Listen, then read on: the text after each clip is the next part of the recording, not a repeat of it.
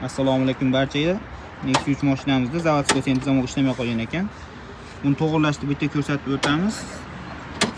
Buni blogi bir predominant paketning ichida bo'ladi. Buni almashtirsanglar qimmat, juda qimmat narsa.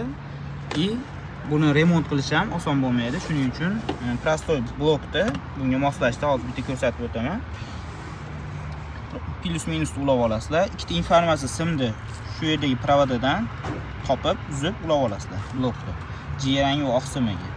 Bekitganda, ochganda massa keladigan simlari bu. Motorchida yashil va siyoh rang simini shu yerda oq shtekirimiz bor. Hozir ko'rsatib o'taman. Oq shtekirda seriya va jigarang sim mana. Joylashuvini ko'rib olinglar mana.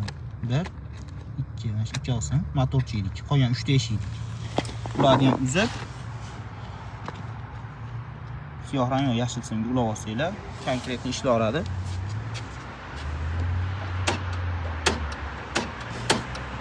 Bu videoni ustida tanishlarga jo'natib qo'ysanglar manfaatli bo'ladi. Like bosib, o'z fikrlaringizni qoldiringlar, obuna bo'lishni unutmanglar.